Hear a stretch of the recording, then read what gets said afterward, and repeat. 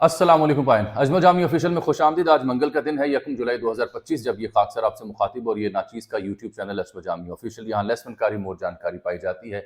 4 बड़ी अहम खबरें हैं पाकिस्तानी सियासी और कानूनी मंजरनामे से जुड़ी हुई जो आपके सामने मैं लेके आने लगा हूँ। सबसे पहली खबर तो यह है कि इमरान खान साहब ने ऐलान कर दिया है कि बिलाखिर पाकिस्तान तहरीक इंसाफ जल्द एक बहुत बड़ी तहरीक हुकूमत के खिलाफ बर्पा करने जा रही है। कब होगी ये तहरीक, कौन इसे लीड करेगा, अलीमा खान साहिबा का इसमें किरदार क्या होगा, और आज अलीमा खान साहिबा ने जब अपने भाई से मुलाकात की तो बाहर आके क्या गुफ्तगू की। एक बड़ी अहम बात उन्होंने पीटीआई की मौजूदा लीडरशिप के हवाले से कही जो रिपोर्ट नहीं की जा रही, वो भी मैं आपसे शेयर करूंगा। और अलीमा बीबी ने माइनस इमरान वाली कहानी के ऊपर आज क्या मौकिफ दिया, ये भी आपने मुझसे जरूर सुनना है। और दूसरी अहम खबर आज की, वो जो जेल में हैं पंजाब में पाकिस्तान तहरीक इंसाफ की क़यादत 5 लोग, उनकी जानिब से एक खत जारी किया गया है प्रेस रिलीज की सूरत में, जिसमें वो मुज़ाकरात की बात कर रहे हैं सियासतदानों से भी और इस्टेब्लिशमेंट से भी। तो एक तरफ तो तहरीक है और दूसरी जानिब मुज़ाकरात की बात कर रहे हैं वो 5 लोग जो पंजाब में बैठे हैं। 10 खत किस किस किस प्रेस रिलीज में है, ये भी मैं आपसे डिस्कस करता हूँ। और तीसरी खबर जो सोशल मीडिया पे बहुत उसका चर्चा हो रहा है, यहाँ पंजाब में जो जिना हॉस्पिटल है उसके साथ एक कार्डियोलॉजी का इंस्टीट्यूट भी बन रहा था, उसका नाम मोहतरमा मरियम नवाज के नाम पर रखा गया है। ये कब रखा गया, क्यों रखा गया, हजरत कायद आज़म मोहम्मद अली जिनाह का नाम तब्दील किया गया, क्यों किया गया, इसकी हकीकत क्या है और पंजाब हुकूमत अब इसका दिफा कैसे कर रही है, ये कहानी भी आप तक पहुंचाना लाजिम है। फिर हाई कोर्ट के जज साहिबान डोगर साहब तो पक्के हो गए इस्लामाबाद हाई कोर्ट में, वहां भी एक दिलचस्प कहानी मेरे पास मौजूद है, सुनने के लिए साथ रहिएगा। सबसे पहले आगाज कर लेते हैं इमरान खान साहब से। अलीमा बीबी मिली हैं, कुछ लोगों को तो मुलाकात की इजाजत नहीं मिली, अहले खाना में से कुछ लोग मिले, तो उन्होंने कहा है जी कि सबसे पहली बात तो यह है कि इमरान खान साहब ने अब वाजे कर दिया है कि 10 मुहर्रम के बाद तहरीक इंसाफ को उन्होंने हिदायत की है कि वो मुल्क भर में एक बड़ी तहरीक शुरू करने की तैयारी कर लें। यानी ये फाइनल हो गया जिस चीज़ का हम इंतजार कर रहे थे।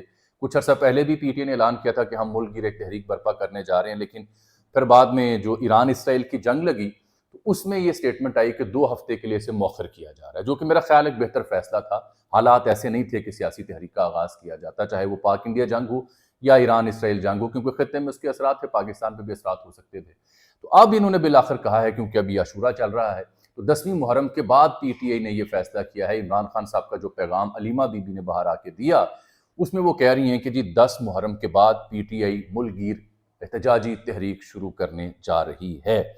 और लाहे अमल सलमान अकरम राजा साहब से शेयर कर दिया है, वो पार्टी को बताएंगे। आगे वो कहती हैं 27वीं तरमीम, क्योंकि उसकी खबर भी आपके सामने आ रही है। मखसूस नशिस्तें जब से पीटीआई से छीन के दे दी गई हैं जेयूआई फे को, पीपल्स पार्टी को, नून लीग को, तो अलीमा बीबी कहती हैं इस हवाले से इमरान खान साहब ने कहा है कि 27वीं तरमीम से बेहतर है कि बादशाह सलामत का ही ऐलान कर दें, बादशाहत का ऐलान कर दें कि मुल्क में बादशाहत है। ठीक है, उनका बनता है ये कहना।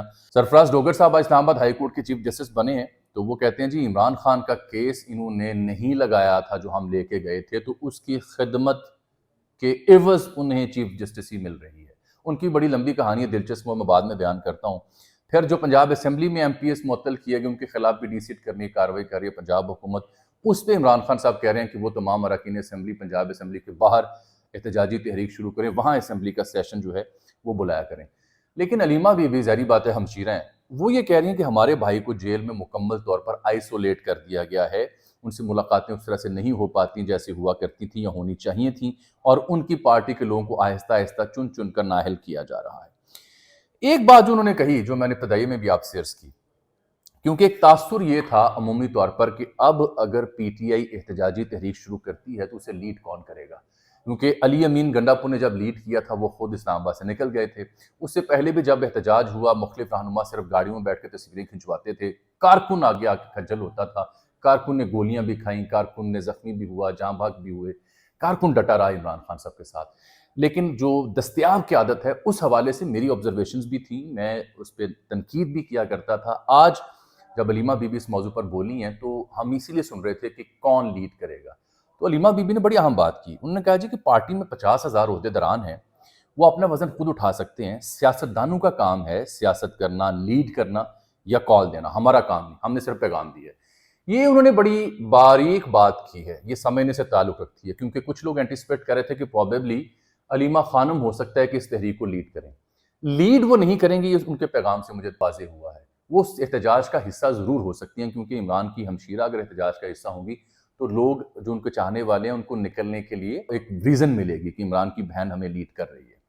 اس قیادت کو اس کے ساتھ باہر نکلنا مشکل ہو جائے گا ورکرز کے لیے، یہ میری ایک رائے ہے، کیونکہ اس قیادت نے جو کردار ادا کیا، پی ٹی آئی کی جو باہر بیٹھی قیادت ہے، اویلیبل لیڈرشپ، اس سے عوام مطمئن نہیں ہے، چاہے وہ ان کے چیئرمین ہوں، چاہے علی مین گنڈا پور ہوں یا دیگر لوگ ہوں، اس سے پی ٹی آئی کا ورکر سپورٹر مطمئن نہیں ہے۔ اگر مطمئن ہے تو مجھے کمنٹ میں بتا دیں، تو اگر مطمئن نہیں ہے تو ان کے کہنے پہ نہیں نکلیں گے۔ اس لیے علامتی طور پر لیما بی بی کو شاید آنا پڑے احتجاج میں، حصہ بننا پڑے، لیکن وہ لیڈ نہیں کریں گی۔ اچھا، اس سے ایک بات اور ثابت ہوتی ہے، یہ جو عمران خان صاحب کہا کرتے تھے کہ پارٹی میں موروثیت نہیں ہونی چاہیے، اس کی تصدیق ہوتی ہے کہ وہ نہیں چاہتے کہ ان کی بہن ان کے عدم موجودگی میں پارٹی کو لیڈ کریں، پارٹی کی لیڈرشپ ہے وہ لیڈ کرے، علیمہ بی بی اس میں بیٹھ جائیں گی۔ اب اس تحریک کے خد و خال کیا ہوں گے، کب شروع ہوگی، میری انڈرسٹینڈنگ یہ ہے کہ ملک گیر ہر شہر میں احتجاج ہوں گے اور پھر شاید بعد میں اسلام آباد تک نوبت پہنچے۔ لیکن رانا ثناء اللہ کہہ چکے ہیں، حکومت یہ کہہ چکی ہے، کیونکہ وہ تگڑے ہو چکے ہیں پاک انڈیا جنگ کے بعد، ترمیم کے بعد، ججز بن گئے، مخصوص نشستیں چھین لی گئیں، تو اب مسلز ان کے تگڑے ہیں ذرا، جنگ شنگ بھی ختم ہو گئی۔ اب پاکستان میں سیاسی منظرنامہ دوبارہ کھلے گا، چاہے پی ٹی آئی کو کوڈلائن کر دیا جائے، نااہل کر دیا جائے، لیکن یہ حقیقت ہے کہ ان کے پاس جو سپورٹ ہے، مقبولیت ہے، وہ اپنی جگہ ضرور موجود ہے۔ لوگ بددل ہو جاتے ہیں، ٹھنڈے ہو جاتے ہیں، شانت ہو جاتے ہیں، لیکن وہ سسٹم ختم نہیں ہوتا۔ یہ تو ذمہ داری تھی پی ٹی آئی کی لیڈرشپ کی، how to make their worker supporter intact, ان سے رابطہ رکھتے، جڑے رہتے۔ اب اس میں دوسرا جو پہلو ہے وہ بڑا دلچسپ ہے۔ یہ پہلی بار ایسا ہوا ہے کہ پاکستان تحریک انصاف کی جانب سے آج کی جو دوسری سب سے بڑی خبر ہے، ایک جانب تحریک، اور میں بتانے لگا ہوں اس کا فرق کیا ہے، یہ دھیان سے میری بات سنیے گا۔ پاکستان تحریک انصاف کے جو 5 رہنما پنجاب میں جیل میں ہیں، ان تک کیا کبھی دستیاب لیڈرشپ پہنچتی ہے؟ ان سے کبھی مشورہ کیا جاتا ہے؟ ان کا حال احوال پوچھا جاتا ہے؟ ایک دو بار سلمان اکرم راجہ کو میں نے یہاں ضرور دیکھا ہے۔ اس کے علاوہ مجھے بتائیں کہ میاں محمود الرشید ہوں، ڈاکٹر یاسمین راشد ہوں، شاہ محمود قریشی ہوں، اعجاز احمد چودھری ہوں یا عمر سرفراز چیمہ ہوں، ان سے مشاورت، یہ لوگ جیل بھگت رہے ہیں، بیمار ہو رہے ہیں، سلاخوں کے پیچھے ہیں، عمران خان کو چھوڑنے کو تیار نہیں ہو رہے، ان تک پی ٹی آئی کی لیڈرشپ کیسے اور کب کب پہنچی؟ بتائیے گا مجھے۔ چند ایک واقعہ ضرور ہیں۔ ان کے دستخطوں سے ایک پریس ریلیز جاری ہوئی ہے، میرے پاس موجود ہے۔ اس میں کہا گیا ہے کہ ملکی تاریخ کے بدترین بحران سے نکلنے کا واحد راستہ مذاکرات ہے۔ مذاکرات ہر سطح پر ہونے ضروری ہیں، سیاسی سطح پر بھی، یہ جملہ غور سے سنیں، سیاسی سطح پر بھی مذاکرات ضروری ہیں، اور مقتدرہ یعنی اسٹیبلشمنٹ کی سطح پر بھی مذاکرات ضروری ہیں۔ یہ پاکستان تحریک انصاف کے 5 سینئر موسٹ رہنما اس بات کا اعتراف کر رہے ہیں، اور وہ مشورہ دیتے ہیں کہ مذاکرات کے آغاز کے طور پر سیاسی سطح پر مذاکرات کیے جائیں۔ تحریک انصاف کے لاہور میں 80 رہنماؤں کو اس کا حصہ بنایا جائے۔ مذاکرات کا آغاز کرنے پر کسی فریق کو متون کرنا اس سارے عمل کو سبوتاژ کرنے کے مترادف ہوگا، اس کی ساری ذمہ داری حکومت پر عائد ہوگی۔ مذاکراتی کمیٹی کی تقرری کے لیے پیٹرن ان چیف جناب عمران خان تک رسائی آسان بنانا ہوگی، تاکہ پی ٹی آئی کی لیڈرشپ وسیع مشاورت کر سکے۔ ملاقات کے اس عمل کو وقتاً فوقتاً جاری رکھنا ہوگا، اور 5 کے اس میں دستخط موجود ہیں۔ اب میری رائے میں ایک کمیونیکیشن بیریئر ہے، یہ جو جذباتی ورکر سپورٹر ہے نا، یہ دھیان سے سن لے، کمیونیکیشن بیریئر ہے۔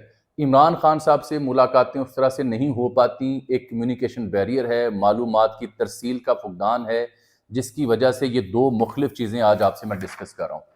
ایک جانب تحریک کا آغاز ہے، ایک جانب مذاکرات کا اعتراف ہے۔ پی ٹی آئی نے آج سے پہلے کبھی اس بات کا اعتراف نہیں کیا تھا کہ وہ سیاسی لوگوں سے بات کریں گے۔ ہاں، بیرسٹر گوہر شہباز شریف سے ملے، وہاں بھی مذاکرات کی پیشکش ہوئی، ایک دور میں پی ٹی اور نون لیگ بھی مل کے بیٹھے تھے، لیکن وہ 2 ملاقاتوں کے بعد مذاکرات کا سلسلہ ختم ہو گیا تھا۔ مجھ سے پوچھئے، میری ناقص رائے میں کبھی بھی کسی بھی آپشن کو بند نہیں کیا جا سکتا مکمل طور پر، کیونکہ میری انڈرسٹینڈنگ یہ ہے، اور یہ آپ کو نظر بھی آ رہی ہے، کہ اسٹیبلشمنٹ براہ راست پی ٹی آئی سے فی الحال بات چیت کرنے کے موڈ میں نہیں ہے۔ پس پردہ رابطے ماضی میں ہوئے ہوں گے، اب نہیں ہے۔ تو اس میں یہ جو لوگ ہیں 5، ان کی انتہائی عمدہ یہ رائے ہے، بہت بہتر رائے ہے کہ ہمیں ہر سطح پر مذاکرات کرنے چاہیے۔ اگر حکومت کہہ رہی ہے اس کے ساتھ بھی آغاز کریں، اور پھر اسٹیبلشمنٹ سے بھی بات چیت کا آغاز کریں۔ دس از دی بیسٹ سولوشن۔ احتجاج کر کے آپ نے دیکھ لیا، عدالتوں سے امیدیں وابستہ کر کے آپ نے دیکھ لیں، ٹرمپ سرکار سے امیدیں لگا کے آپ نے دیکھ لیں، اور اس کے عوض جو باہر بیٹھا یوٹیوبر ہے، اس نے جتنے تھامبنیلز بیچے کہ فلاں ہو گیا، ڈھمکان ہو گیا، اس سے کچھ نہیں ملا، بدقسمتی کی بات ہے۔ لیکن یہ ہے پریکٹیکل سولوشن جو یہ شاہ محمود قریشی، یاسمین راشد، محمد رشید، اعجاز احمد اور عمر سرفراز چیمہ دے رہے ہیں۔ اب جو لوگ ان 5 لوگوں پر ڈاؤٹ کریں گے نا، اس پہ مجھے بڑا افسوس ہوگا، کیونکہ اگر ان لوگوں نے جھکنا ہوتا، بکنا ہوتا، پارٹی بدلنا ہوتی، پی ٹی آئی چھوڑنا ہوتی، تو یہ 2 سال سے جیلوں میں نہ بیٹھے ہوتے۔ عمر سرفراز چیمہ کی صحت کیسی ہے یہ آپ اگر جانیں گے تو آپ پریشان ہو جائیں گے۔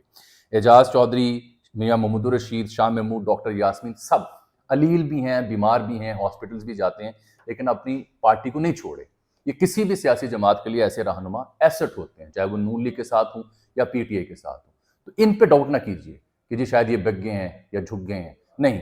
اور یہ جو نون لیگ اب کر رہی ہے کہ دیکھا جی پھر جھک گئے نا، آگے نا مذاکرات کے اوپر، نہیں، یہ بات غلط ہے۔ اگر آپ کو پاکستان پیارا ہے، اگر آپ کو لگتا ہے کہ ایک دوسرے کی سیاسی جو قد کاٹ ہے اس کا احترام کرنا ہے، اس رائے پہ توجہ دینی ہوگی۔ I think this is the best ever solution جو پی ٹی آئی کی جانب سے دیا گیا ہے، لیکن یہ جو سولوشن میں آپ کو پڑھ کے سنا رہا ہوں، کیا یہ عمران خان صاحب تک بات پہنچی ہے؟ کیا یہ بات یقینی بنائی جا رہی ہے پی ٹی آئی کی جانب سے کہ یہ جو لوگ پنجاب میں بیٹھے ہیں ان سے بھی ملا جائے، ان کی بھی کوئی ملاقات یا پیغام کا راستہ عمران خان صاحب تک پہنچایا جائے؟ یہ کام ہے اویلیبل لیڈرشپ کا۔ اور پھر میں جب بھی تنقید کرتا ہوں حبیب صاحب کے یہاں بیٹھ کے بھی، یہ کہیں اور، وہ کہتے ہیں جی یہ تو پی ٹی آئی کے مخالف ہے، یہ تو فلاں ہو گیا، ٹاؤٹ ہو گیا، ایسا ہو گیا، ویسا ہو گیا۔ بھائی میں پی ٹی آئی کی اویلیبل لیڈرشپ کی جو سیاسی کارکردگی ہے اس پہ تنقید کرتا ہوں۔ میں تو آج بھی اپنی رائے پہ قائم ہوں کہ پی ٹی آئی ایک مقبول جماعت ہے، عمران خان ڈٹا ہوا ہے، جھکا نہیں ہے، اور یہ جو 5 لوگ ہیں ان کے اوپر بھی تنقید کرنے کا حق نہیں بنتا، کیونکہ یہ ابھی تک نہ جھکے ہیں نہ پارٹی چھوڑی ہے۔ So now is the time for P T I کہ وہ ہوش مندی سے ایک تو کمیونیکیشن بیریئر ختم کرے اور پھر ان آپشنز کا آغاز کرے۔ میرے خیال میں اس پریس ریلیز میں سب سے اہم جملہ یہ ہے کہ ہر سطح پر مذاکرات کریں، آغاز سیاسی طور پر ہو، پھر مقتدرہ سے بات کریں۔ دس از دی وے فارورڈ۔ مذاکرات کے علاوہ کبھی سیاسی جدوجہد کا کوئی حل ہمیں نہیں ملتا۔ جنگیں بھی مذاکرات پر ختم ہوتی ہیں۔ اور نیلسن منڈیلا 28 سال جیل کاٹی، پھر کیا ہوا؟ اس نے دشمنوں کو ٹانگا نہیں تھا۔ تو مذاکرات ہی واحد حل ہوا کرتے ہیں۔ جذباتیت سے آپ نے جو کچھ حاصل کرنا تھا وہ کر لیا، اور کیا ملے گا اس کے علاوہ؟ تو یہ 2 بڑی اہم خبریں جو میں نے آج آپ سے ڈسکس کی۔ تیسرا مدعا جو آپ سننا چاہ رہے ہیں وہ بہت سوشل میڈیا پہ وائرل ہے، اس کے اوپر خاصی تنقید بھی ہو رہی ہے۔ یہ عارف ملک صاحب ہیں جی، وی نیوز کے ساتھ وابستہ، پنجاب کو کور کرتے ہیں، پھر ڈان اخبار بھی میں نے دیکھا، سوشل میڈیا کی پوسٹ بھی میں نے دیکھی۔ یہ جو پنجاب حکومت نے جناح انسٹیٹیوٹ آف کارڈیالوجی، لاہور میں جناح ہاسپٹل واقع ہے، اس کے بالکل ساتھ اسی بلڈنگ کے ساتھ ایک جگہ خالی تھی، وہاں پہ جناح انسٹیٹیوٹ آف کارڈیالوجی کا نام تبدیل کیا ہے، اسے وزیر اعلیٰ پنجاب مریم نواز سے منسوب کر دیا ہے۔ اب اس ادارے کا نام ہوگا Maryam Nawaz institute of cardio vascular Diseases. سوال یہ پیدا ہوتا ہے کہ ایک نام اگر حضرت قائد اعظم محمد علی جناح بابا قوم کے نام سے منسوب ہے، اسے تبدیل کرنے کی سوچ بھی کیسے آئی؟ میں نے جو وزیر اطلاعات ہیں یہاں ان کی خدمت میں کل بھی اور آج بھی پیغام بھیجا کہ جس کے بارے میں وضاحت کریں، یہ کیوں ہوا ہے یا نہیں ہوا، ابھی تک جواب نہیں ہے۔ ان کا کہنا تھا کہ انتظار کیجیے، لیکن پھر میں نے جیو نیوز پہ دیکھی ہے خبر۔ جیو نیوز نے بتایا کہ جی جو خواجہ سلمان رفیق ہیں، مشیر صحت ہیں غالباً، انہوں نے یہ بتایا ہے کہ جو جناح ہسپتال کا بورڈ آف گورنرز ہیں، انہوں نے قرارداد کے ذریعے اس جو کارڈیو ویسکولر ڈیزیزز کا نیا ہسپتال ہے، ادارہ برائے قلب، اس کا نام منظور کرنے کی انہوں نے منظوری دی۔ یعنی جناح ہسپتال کا جو بورڈ آف گورنرز ہیں وہ زیادہ تیزی میں تھے، زیادہ محبت بانٹنے میں تھے، زیادہ نمبر لینے کے چکر میں تھے، اور انہوں نے اس کا نام بدلا ہے۔ اگر بدل بھی دیا تھا تو سرکار کو خود اسے روکنا چاہیے تھا، ذمہ داروں کو خود کہنا چاہیے تھا کہ یہ نہ کیجیے۔ کیوں بدلا گیا؟ یہ جو بورڈ آف گورنرز والے ہیں ان کے پاس اختیار ہے نام بدلنے کا؟ اس کا جواب بھی چاہیے جو میں چھوڑے جا رہا ہوں۔ یہ 4 سال پہلے بزدار سرکار کے دور میں ٹراما سینٹر کا آغاز یہاں ہوا تھا، اس کے بعد نگران دور میں محسن نقوی صاحب آئے تو انہوں نے اس کو کارڈیو ویسکولر ڈیزیزز کا ہاسپٹل بنایا۔ جو رئیس انصاری صاحب ہیں، بیورو چیف جیو، وہ بتا رہے ہیں کہ جناب علی، میں جیو کو جان بوجھ کے کوٹ کر رہا ہوں، وہ بتا رہے ہیں کہ جی کاغذوں میں دل کے اس سینٹر کا نام Jinnah institute of cardio vascular diseases ہی ہے، اب اس کا نام رکھا گیا ہے Maryam Nawaz institute of cardio vascular diseases. Khawaja Salman Rafique sahab نے ڈان اخبار میں ایک مضمون میں خبر چھپی ہوئی ہے جہاں پہ وہ بتاتے ہیں کہ نام اس لیے بدلا کہ اسپتال کی نئی شناخت دینی تھی. یعنی وہ یہ دلیل دے رہے ہیں کہ جناح ہاسپٹل تو ہے اپنی جگہ، لیکن یہ جو دل کا نیا سینٹر کھولا ہے جناح ہاسپٹل کی ہی باؤنڈری کے اندر، اس کو ایک نئی شناخت دینی ہے، جناح ہاسپٹل سے اس کو علیحدہ کرنا ہے، وہ انڈیپینڈنٹ ادارہ ہوگا، اس لیے اس کی شناخت بدلنے کے لیے اس کا نام رکھا گیا ہے. خواجہ صاحب ایک بات اعتراف کر رہے ہیں کہ نام بدلا گیا ہے، پھر بورڈ آف گورنر کے اوپر ذمہ داری ڈال رہے ہیں. جیو کی انویسٹیگیشن بتا رہی ہے کہ انہوں نے اپنی طرف سے بڑی شاندار کام کیا اور نام بدل دیا ہے. یہ اٹانومس ادارہ ہوگا. 2023 میں محسن نقوی نے اس کا آغاز کیا تھا، 2022 میں عثمان بزدار غالباً 21-22 میں اس کا سنگ بنیاد رکھ گئے تھے. میرا مسئلہ یہ نہیں ہے، یہ جو بھی معاملات ہیں آپ نے جتنی تنقید اس پہ کرنی ہے کریں. میرا مسئلہ یہ ہے کہ یہ سوچ، ایک ہی میرا مسئلہ ہے، یہ حضرت قائد اعظم محمد علی جناح بابا قوم، ان کے نام سے منسوب کسی شے کا نام بدلنے کا خیال تک کیوں آیا، اور وہ کون سے ذہن ہیں جن کے اندر یہ خیال آتا ہے. ان کو 21 توپوں کی سلامی پیش کرنی ہے یا پھولوں کے گلدستے ان کی خدمت پیش کرنے ہیں، یا ان کے آگے ہاتھ جوڑ کے کہنا ہے کہ مائی باپ بس کرو؟ یہ آپ فیصلہ کریں. اب یہ عارف ملک صاحب نے خبر دی ہوئی ہے وی نیوز میں، یہ پاکستان پنجاب میں مسلم لیگ نون کی بیٹ کور کرتے ہیں، یوزلی پولیٹیکل کورسپونڈنٹ ہیں وی نیوز، آپ جانتے ہیں. تو یہ کہتے ہیں جی پنجاب میں نواز شریف صاحب کے نام سے 7 منصوبے شروع کر رکھے گئے ہیں. ایک تو سرکاری کینسر اسپتال ہے، Nawaz Sharif institute of cancer treatment and research. پھر دوسرا سرگودا میں Nawaz Sharif institute of cardiology. پھر تیسرا Nawaz Sharif centre of excellence for early childhood education. پھر چوتھا قصور میں میاں نواز شریف انجینئرنگ یونیورسٹی. 5واں نواز شریف میڈیکل ڈسٹرکٹ بھی بنایا جا رہا ہے، اس کے اوپر بھی 109 ارب روپے کی رقم رکھی گئی ہے. اور لاہور میں نواز شریف آئی ٹی سٹی مکمل کیا جائے گا. تو یہ منصوبے ہیں جن کو انہوں نے بجٹ کی دستاویزات دیکھنے کے بعد آؤٹ لائن کیا ہے. محترمہ جو وزیر اعلیٰ ہیں ان کے نام سے عارف ملک صاحب لکھتے ہیں کہ پنجاب میں 6 پروجیکٹس ہیں. مریم نواز انسٹیٹیوٹ آف کارڈیولوجی جس کا میں ذکر کر چکا ہوں، 9 ارب کی لاگت سے مریم ہیلتھ کلینکس، 12 ارب کی لاگت سے Maryam Nawaz community health programme, 40 ارب روپے سے Maryam Nawaz social security ration card, 3 ارب کی لاگت سے مریم نواز دہی ہسپتال، اور اسی اسکیم کے تحت RHC اسپتال کو مریم نواز اسپتال کے طور پر اپ گریڈ کیا جائے گا. مریم نواز دستک ایپ بھی انہی کے نام سے منسوب ہے. دیکھیے ہم جب بھی کسی سیاسی حکومت کے اوپر کوئی سوال اٹھاتے ہیں یا کوئی تنقید کرتے ہیں، ہمارے حکمرانوں کو بہت بری بات لگتی ہے، بہت بری، کوئی بھی حکمران ہو. لیکن مسئلہ یہ ہے کہ ذرا غور کیجئے سنجیدگی کے ساتھ. ہاتھ جوڑ کے آپ کے آگے اپیل ہے، کیا نام بدلنے سے، اپنے اور اپنے اہل خانہ کے نام رکھنے سے عوام آپ سے محبت کرے گی، عوام آپ سے جڑے گی، یا عوام کے ذہنوں میں تشویش آئے گی اور سوال آئیں گے؟ اس کا جواب آپ اپنے مشیروں سے ڈھونڈیے جن کے یہ مشورے ہیں. یہ جو مشیر ہوتے ہیں نا، یہ عموماً حکمرانوں کو یہی مرواتے ہیں.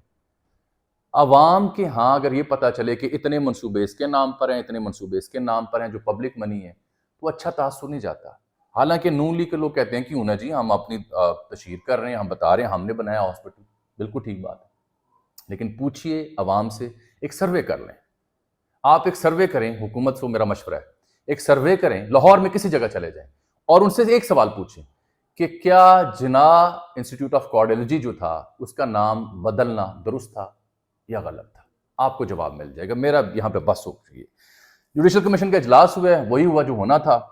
جسٹس سرفراز ڈوگر صاحب لاہور ہائی کورٹ سے گئے تھے، مستقل ہوئے، پھر ان کو اب اسلام آباد ہائی کورٹ کا مستقل چیف جسٹس تعینات کر دیا گیا. جسٹس جنید غفار کو سندھ ہائی کورٹ کا، جسٹس عتیق کو پشاور ہائی کورٹ کا، اور جسٹس روزی خان کو بلوچستان کا. اس میں جسٹس جو اسلام آباد ہائی کورٹ کا معاملہ آتا ہے نا، یہ میں 13 اراکین ہوتے ہیں اس میں جوڈیشل کمیشن میں. اس میں ایک CJ ہوتا ہے چیف جسٹس آفریدی صاحب، سپریم کورٹ کے 4 جج ہوتے ہیں، یعنی اس میں جسٹس منصور، جسٹس منیب، جسٹس امین الدین، جسٹس جمال خان مندوخیل، ٹھیک ہو گیا. اٹارنی جنرل ہوتے ہیں، 2 حکومتی اراکین ہوتے ہیں جیسے کہ اعظم نذیر تارڑ اور دوسرا منصور اوان جو کہ اٹارنی جنرل ہیں. اور پاکستان بار کی نمائندگی کرتے ہیں SM بھون صاحب، سیکرٹری اسپیکر قومی اسمبلی کی نمائندگی کرتی ہیں خورشید بھروچہ صاحبہ. تو یہ 13 ہو گئے. جب صوبوں کے جو ہائی کورٹس ہیں ان کی نامزدگی ہوتی ہے ان کے چیف جسٹس صاحبان کی، تو 3 لوگ اور شامل ہوتے ہیں، یعنی اس میں صوبائی وزیر قانون بھی ہوتا ہے اور ہائی کورٹ بار کا نمائندہ اور ایک سابق جج شریک ہوتا ہے. تو یہ 16 ہو جاتا ہے، 9 ووٹ چاہیے ہوتے ہیں. اب جو اسلام آباد ہائی کورٹ کا تھا نا فیصلہ، اس میں جسٹس شوکت عزیز صدیقی بھی موجود تھے، وہ جو اسٹیبلشمنٹ کے خلاف کھڑے ہوئے تھے، بڑے اعلیٰ جج تھے. تو اطلاع یہ ہے کہ جسٹس شوکت عزیز صدیقی صاحب نے بھی ڈوگر صاحب کو ووٹ دیا ہے. تو لوگ پوچھ رہے ہیں کہ جناب آپ کی حریت کہاں گئی، آپ کا جذبہ کہاں گیا؟ ڈوگر صاحب کو اس سے پہلے صدر مملکت نے سینئر قرار دیا، اس کے اوپر بھی تنقید ہو رہی ہے کہ جب صدر چاہیں گے، حکومت چاہے گی، جس کو مرضی سینئر کر دیں کسی اور ہائی کورٹ سے ٹرانسفر کر کے۔ اس کا مطلب ہے اسلام آباد ہائی کورٹ میں جو بندہ سینئر تھا وہ کبھی سینیورٹی کی بنیاد پہ ہائی کورٹ کا جج نہیں بن سکتا، حکومت جس کو چاہے گی بنا دے گی۔ یہ بندوبست لگ رہا ہے مجھے سارے کا سارا، عدالتیں بھی فتح ہو گئیں، پارلیمان بھی فتح ہو گئیں، سب کچھ فتح ہو چکا ہے، اور یہ ہو گئے ہیں چاروں جج جی۔ اس پہ کیا کہا جا سکتا ہے؟ جسٹس منصور نے آج اعتراض بھی کیا کہ 26ویں ترمیم پر پہلے فیصلہ ہونا چاہیے تھا اور پھر یہ کام ہونے چاہیے، لیکن نہیں ہو سکا۔ مجھے اپنی رائے کا اظہار ضرور کیجیے گا۔ اللہ حافظ۔